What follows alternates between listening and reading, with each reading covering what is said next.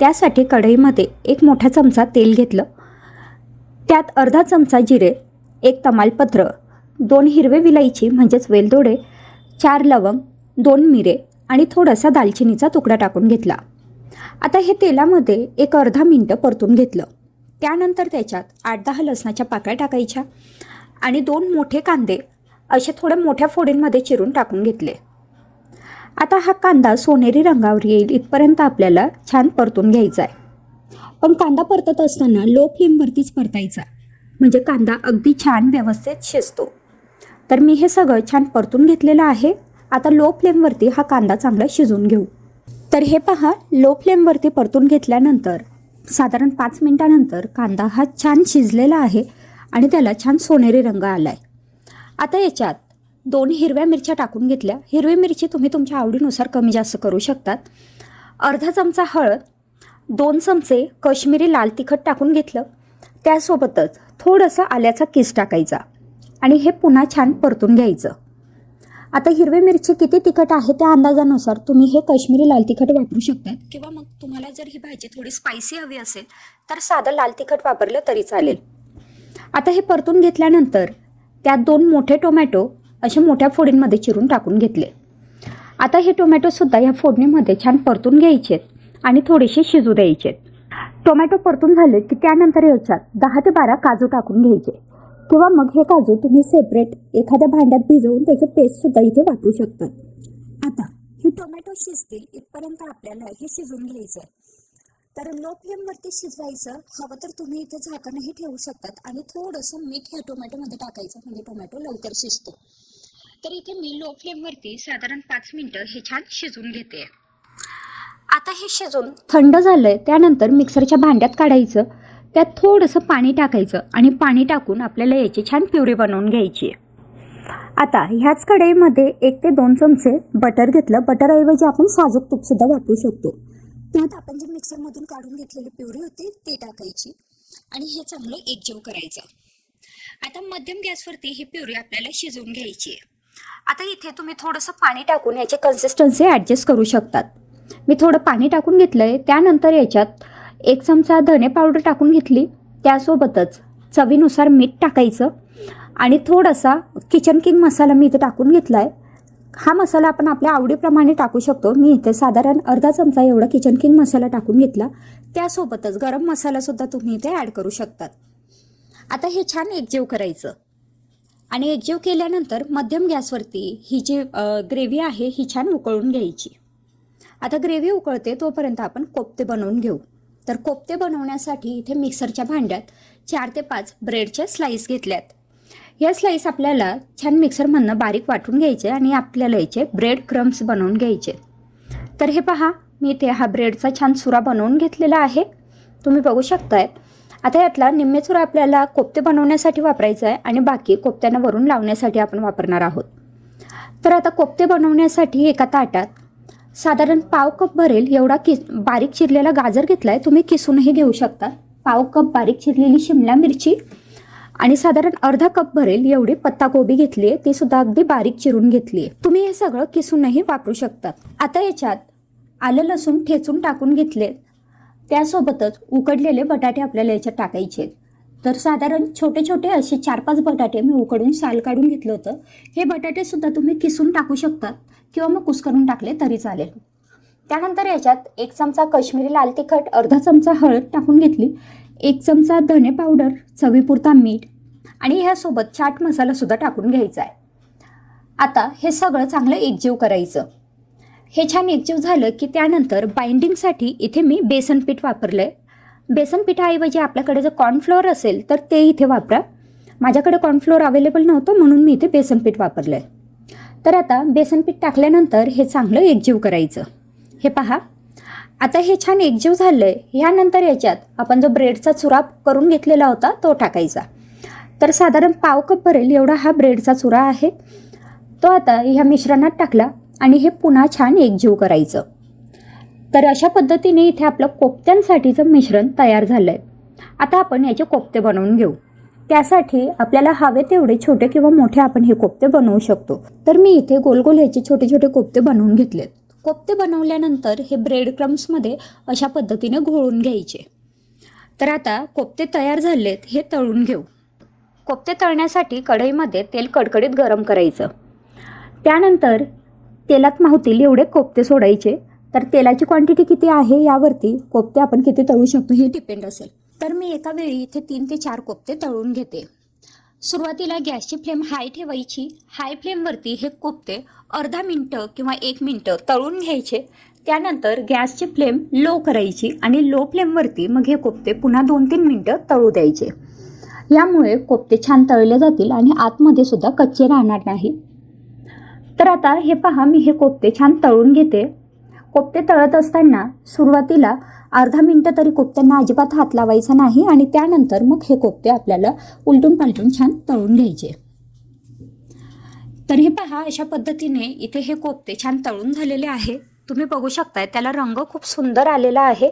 आणि आता हे कोफ्ते आपण मध्यम गॅसवरती 2-3 मिनटं छान तळून घेतलेत. तर आता हे कोफ्ते मी बाजूला काढून घेते आणि ह्याच पद्धतीने सगळे उरलेले कोफ्ते सुद्धा तळून घेणार आहे. आता इथे आपले कोफ्ते तयार आहेत. एका बाजूला आपली ग्रेव्ही सुद्धा छान उकळली आहे. आता हे कोफ्ते आपण सर्व करू.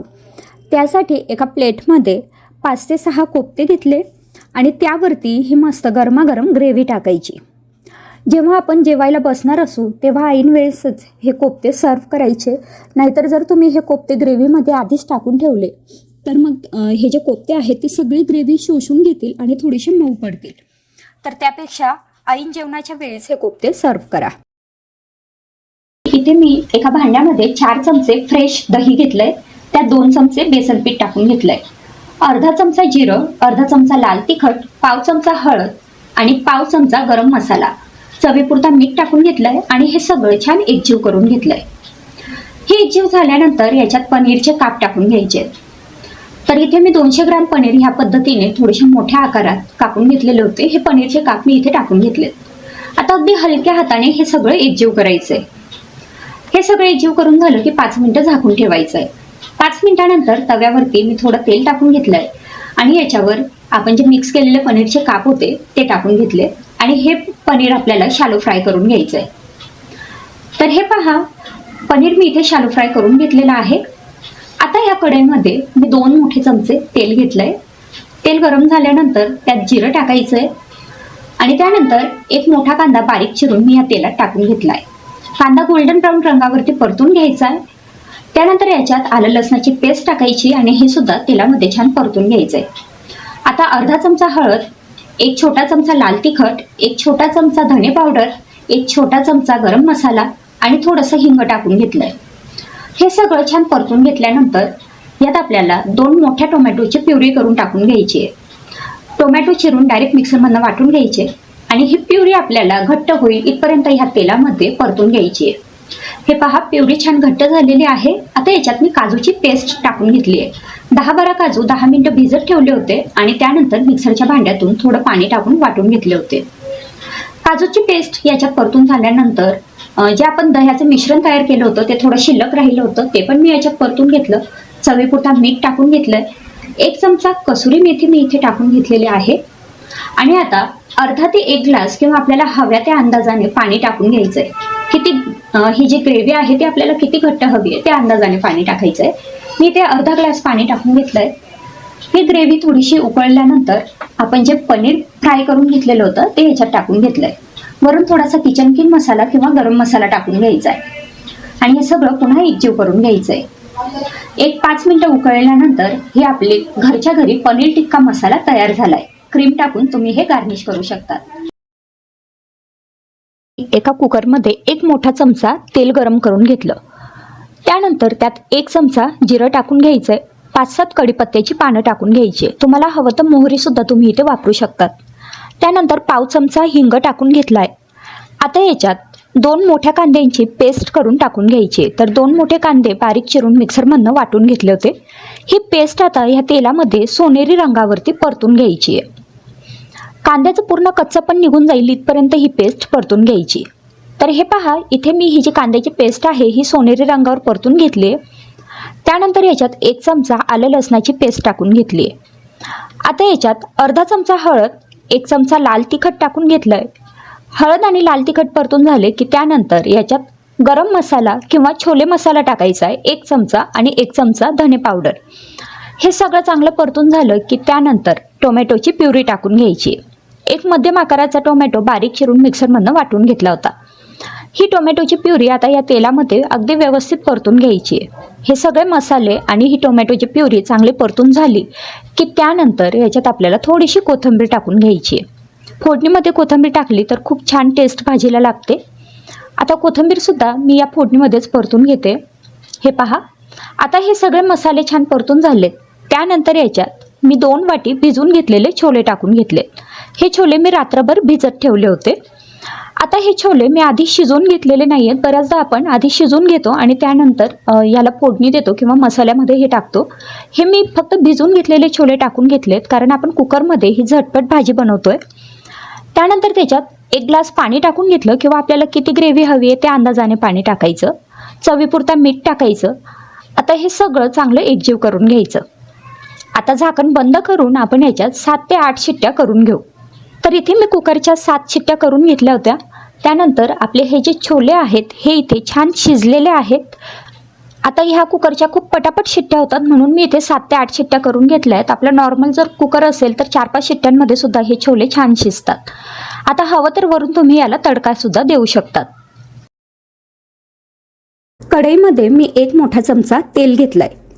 आता ह्या भाजीसाठी तेल थोडंसं जास्त वापरायचं असतं पण आपण तडक्यामध्ये सुद्धा तेल वापरणार आहोत त्यामुळे इथे मी थोडंसं कमीच तेल वापरलं आहे. तर 1 चमचा तेल घेतलं आहे आणि हे तेल गरम करून घ्यायचं आहे. चांगलं कडकडीत गरम होऊ द्यायचं. हे पहा, तेल चांगलं कडकडीत गरम झालं की त्यात आपल्याला अर्धा चमचा जिरं टाकून घ्यायचं आहे. जिरं चांगलं तडतडू द्यायचं.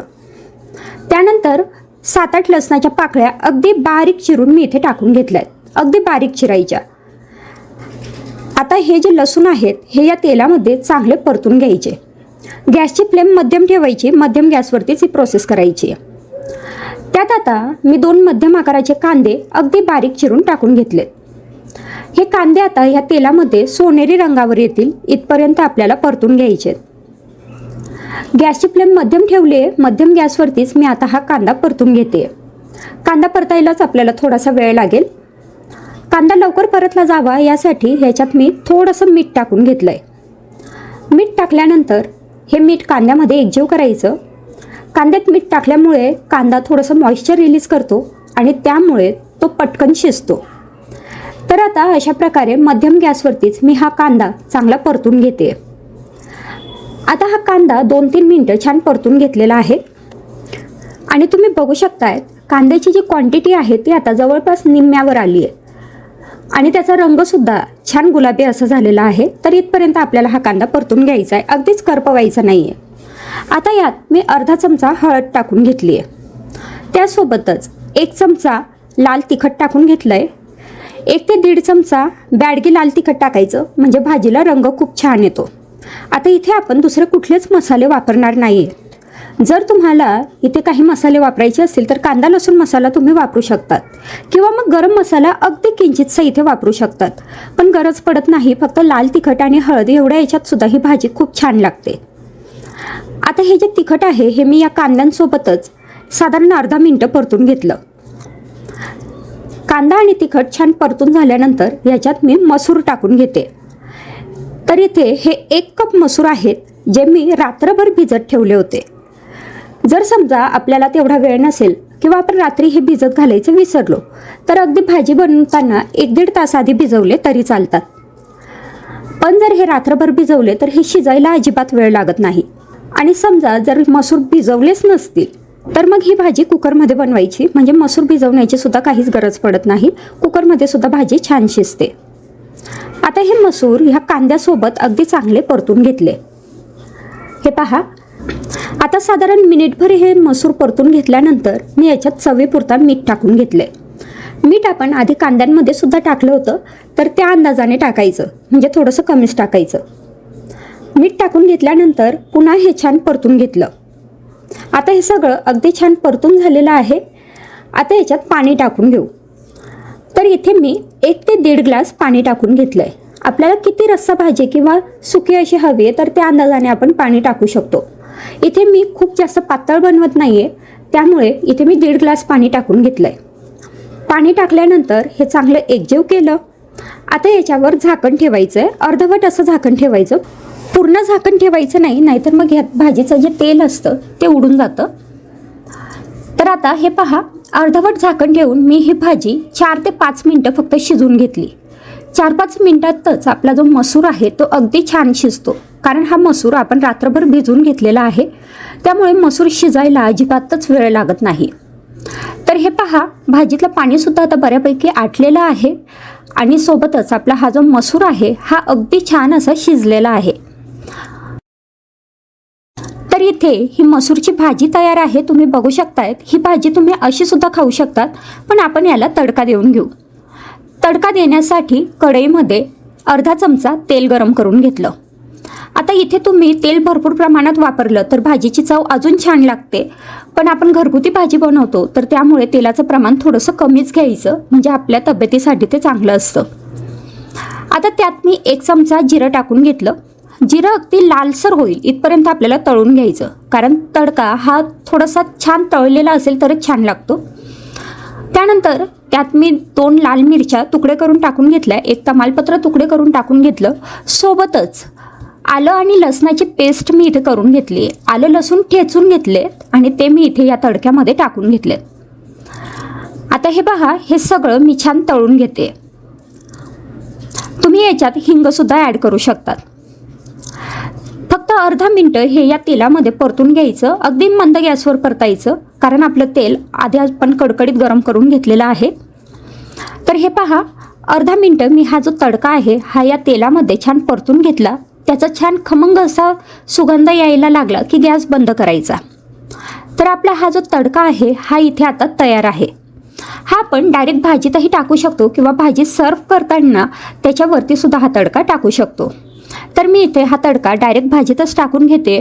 तर भाजी मी सध्या मंद गॅसवरती ठेवली आहे, अगदी 1 मिनिट उकळायला ठेवली आहे, कारण तडका टाकल्यानंतर तो एकजीव केला की छान लागेल. आता हे पहा, हा सगळा तडका मी इथे भाजीमध्ये टाकून घेतला आहे. त्यानंतर हा तडका ह्या भाजीमध्ये चांगला एकजीव करायचा आणि ही जी भाजी आहे ही तुम्ही थोडीशी घोटून घेतली तरीसुद्धा छान लागते. तर मग अशा प्रकारे आपली ही अगदी झटपट तयार होणारी मसूरची भाजी किंवा अख्खा मसूर मसाला इथे तयार झाला आहे. ही चमचमीत अशी रस्सा भाजी बनवण्यासाठी इथे मी घेतलेत राजमा. अर्धा किलो राजम्याच्या शेंगा होत्या, त्यातून 1 मोठी वाटी भरेल एवढे हे दाणे निघालेत. तर अशा पद्धतीने हे राजमाच्या शेंगा असतात. तुमच्याकडे याला काय म्हणतात मला कमेंटमध्ये जरूर सांगा. आमच्याकडे तर याला राजमाच म्हणतात. तर अशा पद्धतीने हे मी दाणे काढून घेतले. दाणे स्वच्छ धुवून घ्यायचे आणि त्यानंतरच आपल्याला हे भाजीमध्ये वापरायचे आहेत. तर हे दाणे ओले आहेत त्यामुळे शिजवून घ्यायची गरज नाही आहे. आता एका कढईमध्ये 2 छोटे चमचे तेल घेतलं. त्यात 2 मोठे कांदे उभे चिरून टाकून घ्यायचे. हे कांदे आपल्याला या तेलामध्ये छान परतून घ्यायचे, छान सोनेरी रंगावरती येतील इथपर्यंत परतून घ्यायचे. तर हे पहा, तुम्ही बघू शकतायत कांदा छान सोनेरी रंगावर परतून झाला आहे आणि तसंच हा व्यवस्थित आता शिजलेला सुद्धा आहे. कांदा आपण बाजूला काढून घेऊ आणि त्यानंतर ह्याच कढईमध्ये आपल्याला अजून बाकीचं साहित्य भाजून घ्यायचं आहे.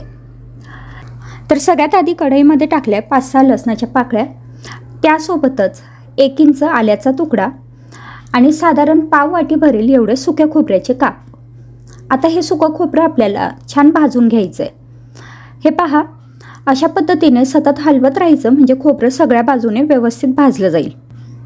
खोबरं छान भाजून झालं आहे. आता याच्यात कढीपत्ता टाकून घ्यायचा आहे. तर हे कढीपत्त्याची पानं मी धुवून घेतलेली आहेत. आता ही कढीपत्त्याची पानं खोबऱ्यासोबत छान भाजून घ्यायची आहे. हा कढीपत्ता छान भाजला जातो आणि थोडासा कोरडा असा होतो तोपर्यंत भाजून घ्यायचा. तर हे पहा, हे सगळे जिन्नस इथे भाजून झाले, ते पण आपण बाजूला काढून घेऊ. आता भाजून घेतलेलं हे सगळं साहित्य थोडंसं थंड होऊ द्यायचं आहे.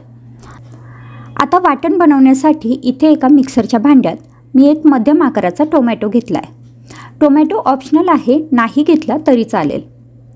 आता ह्याच मिक्सरच्या भांड्यात आता आपण मगाशी जे जिन्नस भाजून घेतले ते सगळे थोडेसे थंड झाले, सगळेच आता आपण ह्या मिक्सरच्या भांड्यात टाकून घेऊ.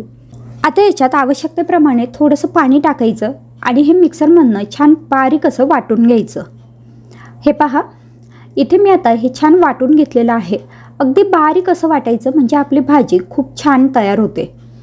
तर आपलं वाटण तयार आहे. आता आपण बघू पुढची प्रोसेस. तर आता भाजी बनवण्यासाठी एका कढईमध्ये 1 ते 1.5 मोठा चमचा तेल घ्यायचं आहे. तर तेल थोडंसं जास्तच घ्यायचं, कारण मसाल्याच्या भाजींना जो मसाला असतो किंवा हे जे वाटण असतं हे परतून घेण्यासाठी थोडं जास्त तेल लागतं. तर त्यामुळे मी इथे 1.5 मोठा चमचा तेल घेतलं. त्यात आपण जे वाटण तयार करून घेतलेलं होतं ते टाकायचं. आता हे जे वाटण आहे हे तेलात चांगलं परतून घ्यायचं.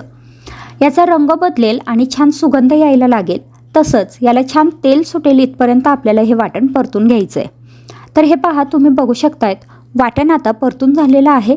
आता याच्यात काही मसाले टाकून घेऊ. सगळ्यात आधी पाव चमचा हिंग, अर्धा चमचा हळद, 1 मोठा चमचा धने पावडर, 2 मोठे चमचे लाल तिखट किंवा मग तिखट आपल्या आवडीप्रमाणे आपण टाकू शकतो. तसंच इथे तुम्ही काश्मीरी लाल तिखटसुद्धा वापरू शकता. 1 चमचा साधं घरचं लाल तिखट आणि 1 चमचा काश्मीरी लाल तिखट, यामुळे भाजीला रंग छान येईल. आता हे मसालेसुद्धा या वाटणासोबत चांगले परतून घेऊ. 1 मिनिटभर हे मसाले चांगले परतून घेतले. तुम्ही बघू शकतात वाटणाला आता तेलसुद्धा छान सुटलेलं आहे. मसालेसुद्धा परतून झाल्यामुळे खूप छान सुगंध याचा यायला लागला आहे. आता ह्या स्टेजला आपल्याला याच्यात जे राजम्याचे दाणे आपण धुवून घेतलेले होते ते टाकायचे. तर आता हे राजम्याचे दाणे मी इथे टाकून घेतलेत. साधारण अर्धा किलो ह्या ज्या शेंगा होत्या याच्यात 4 जणांना पुरेल एवढी भाजी होते. आता हे जे दाणे आहेत हे या वाटणामध्ये किंवा मसाल्यामध्ये छान परतून घ्यायचे. साधारण 2 मिनटं हाय फ्लेमवरतीच मी हे वाटणामध्ये चांगले परतून घेतले. आता याच्यावर झाकण ठेवायचं आणि लो फ्लेमवरती हे जे दाणे आहेत ते 2 मिनटं असेच वाफू द्यायचे. हे पहा, 2 मिनटं झालेली आहेत. 2 मिनटानंतर पुन्हा हे चांगलं एकजीव करायचं. आता याच्यात आपल्याला गरम पाणी टाकून घ्यायचं आहे. शक्यतोवर गरम पाण्याचाच वापर करायचा, त्यामुळे भाजीला चवही छान येते आणि तवंगही छान येतो. तर मी इथे आवश्यकतेप्रमाणे गरम पाणी टाकून घेतलं आहे. आता तुम्हाला ही भाजी किती घट्ट हवी आहे किंवा पातळ हवी आहे त्या अंदाजाने तुम्ही पाणी टाकू शकतात. मी इथे साधारण 2.5 ग्लास भरेल एवढं पाणी टाकून घेतलं. तुम्ही बघू शकतायत गरम पाणी टाकल्यामुळे लगेचच भाजीला तवंग यायला सुरुवात झाली आहे. आता याच्यात चवीनुसार मीठ टाकायचं आहे. त्यानंतर हेच पुन्हा छान एकजीव करायचं आणि आता हाय फ्लेमवरती ह्या भाजीला 1 उकळी काढून घ्यायची. 1 उकळी आली की त्यानंतर गॅस मध्यम करायचा. याच्यावरती एक झाकण ठेवायचं. असं अर्धवटच झाकण ठेवायचं, नाहीतर मग भाजीचा जो तवंग असतो तो निघून जातो. तर हे पहा, मध्यम गॅसवरती आता ही भाजी मी छान शिजवून घेतली आहे. साधारण 10 ते 12 मिनटं भाजी शिजवून घेतली किंवा मग आपले जे राजम्याचे दाणे आहेत ते शिजतील इथपर्यंत ही भाजी उकळून घ्यायची आहे. तर आता मी हे चेक करून पाहते. हे पहा, दाणे अगदी छान व्यवस्थित शिजलेले आहेत. तुम्ही बघू शकतात भाजीला तवंग किती छान आला आहे, रंगसुद्धा खूप सुंदर आलेला आहे. आता याच्यात मी किचन किंग मसाला टाकून घेतला आहे. तर आपल्या अंदाजाप्रमाणे किंवा आपल्याला आवडेल तसा हा मसाला आपण वापरू शकतो. त्यासोबतच इथे थोडीशी कोथिंबीर टाकून घेतली आणि अशी छान चमचमीत अशी राजम्याची भाजी इथे तयार झालेली आहे.